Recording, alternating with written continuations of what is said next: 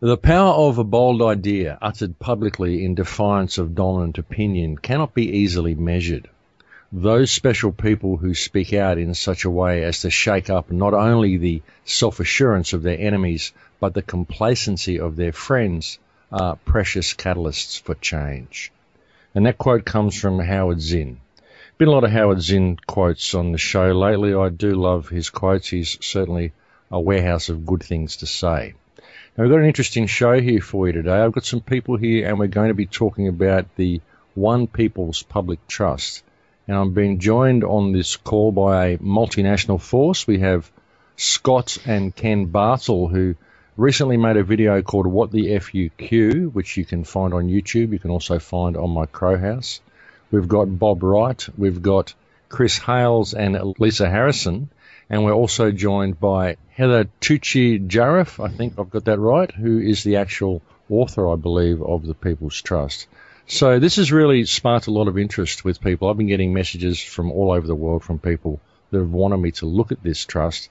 And so I've had a bit of a look at it, and I've found it to be quite an exciting event. And so I've brought all these people on to try and explain it to people in layman's terms so everybody can understand what's going on here. So what I'm going to do is open the floor up to you guys. If there's one of you that would particularly like to say something or explain the basis of the trust to us, just please take it away and give us your elevator version of what this is all about. I think we all suggested Heather would be the best person for that. Okay. Well, it could be Heather, or if you would like to read out the document that you had prepared, or whatever you've got, whatever you guys want to do that you think will reach the people in a clear enough manner so that people can understand what's actually going on here with this trust and what it means for them. I would ask that Scott and Ken take it from the human perspective and experience, and then I can fill in what the People's Public Trust did at the same process in a universal level. Would that be okay? Okay, sounds good to me. Right, thanks, Heather. Max? Right, well, I suppose the basic intro was I had a practical example where I was importing a car from the States over to Australia. And in that process, I ran into all sorts of roadblocks, specifically with the Department of Transport. And it took about 9 months to get that import approval finalised and actually get that piece of paper in my hands. In that process, I found all sorts of dramas and moving of the goalposts along the way. And that sparked me to start questioning exactly what was happening. So when my car actually got to Fremantle here in Australia, I had another roadblock put in front of me that I hadn't been alerted to prior, which was a requirement to import or pay for a license to import essentially the air conditioner within the car. It was a pre-charged equipment license. At that point, I'd had enough. I'd been pushed over the edge, having been dragged through 9 months of getting an import approval, and put my hand up and started questioning what was going on.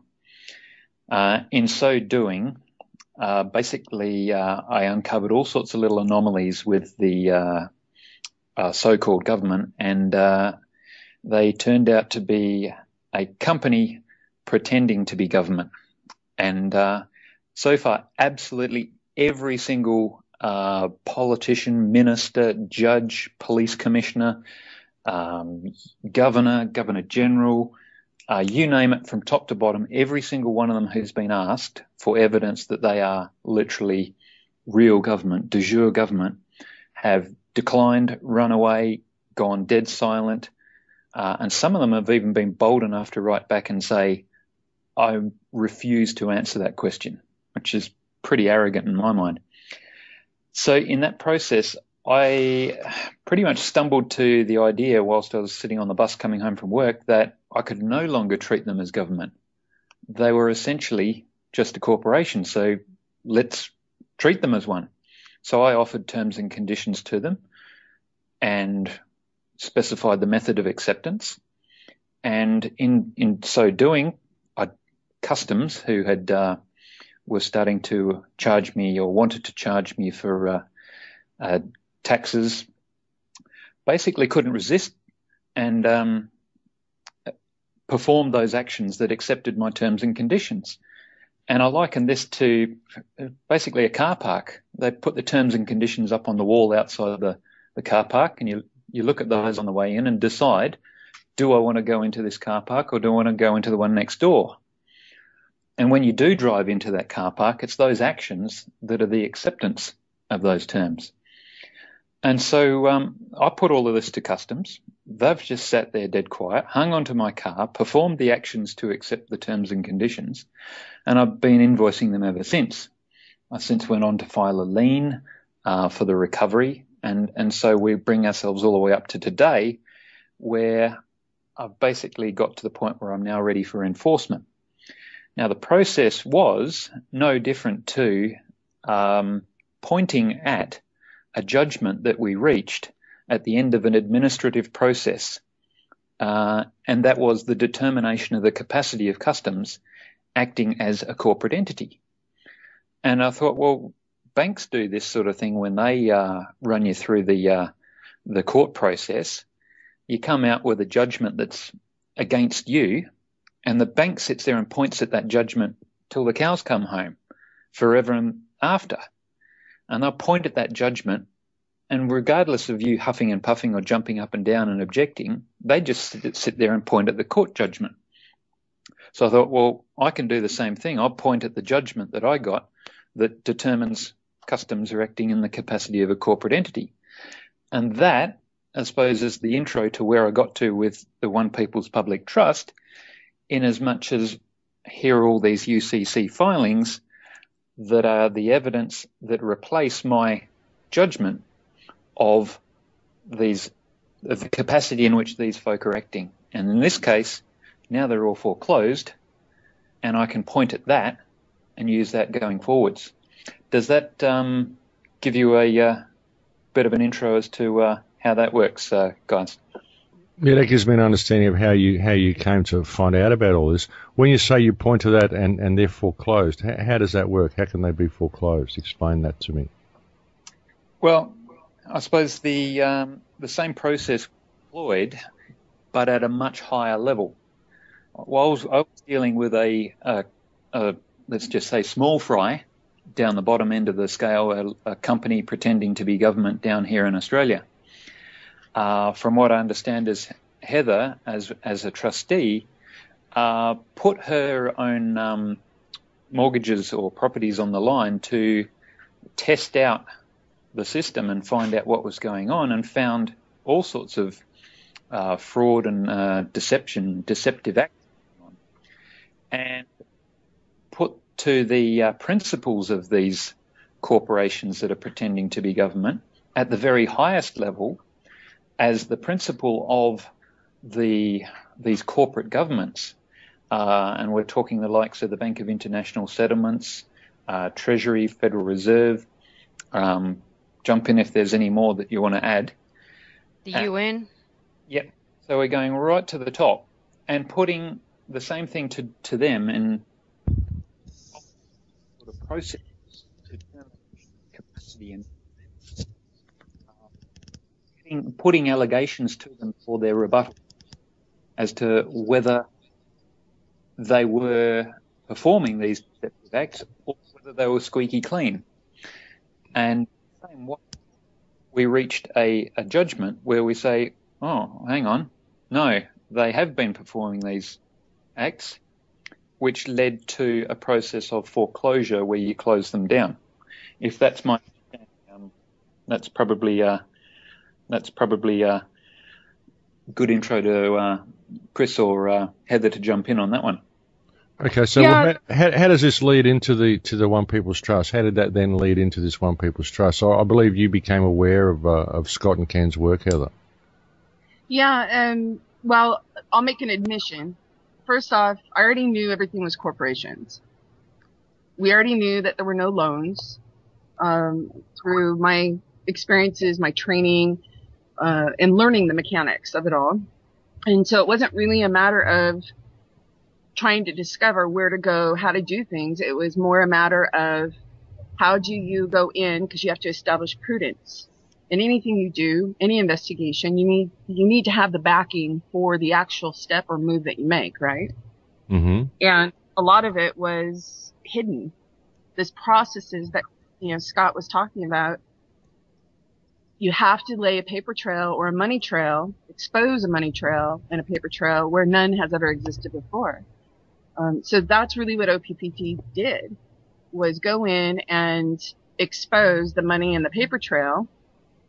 And by doing that, we just went to the nexus point. So the nexus point basically is a principal agent doctrine. Notice to principal is notice to agent. Notice to agent is notice to principal.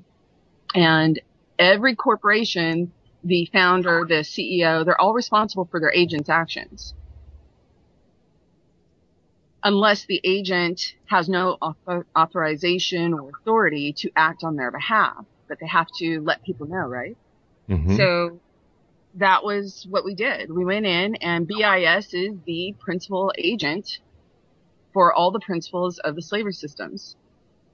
A slavery system is one where they have a legal system, and it has to provide remedy. And when it does not provide the remedy that's preserved, then all of a sudden the system is unlawful and it's illegal. It's a slavery system. Okay. And that's all that was done. So, there were a lot of groups that were planning on making a revenue stream out of this process, trying to make a lot of money in teaching people how to do it. And yet we know from experience that that's a portal for the powers that were to come in and stop things, exert undue influence in any, force or coercion or threat of force and coercion. And not only that, you sometimes will get people who start with very good intentions, but when money is involved trying to make a revenue stream, you see it in the attorney field. They're there for the billing hours. They're not there for the most part to help and assist people. Otherwise, they would look at who they're actually licensed to, which would be the Crown. Hmm. So in order to prevent that misuse, abuse, or manipulation, there's another nexus point. The nexus point is source. I call it source. Some people call it God, Allah, Yahweh, doesn't matter. But essentially that's prime, that's 0 point. You are created by source, and there's nothing in between. You own your own body, your own mind, and any creation you do therefrom. So we didn't go in to basically foreclose on everyone. All we did was establish for everyone's benefit, hey, we be. And we registered that. They would have to rebut that and say that they own you, they created you, or they otherwise somehow control you. Now, they're not going to show that. They're not going to show the agreements, the treaties, the acts that have been done behind closed doors, because they admit the slavery system right there. So the foreclosure was a benefit of everyone being and registering their being, because it just collapsed that whole system. Okay, and you've kind of just done this by lodging this as a UCC filing, haven't you? Because I was talking to some guys in Ireland about this earlier on in the day, and they said, oh, this sounds great. I kind of gave them my skeletal understanding of it.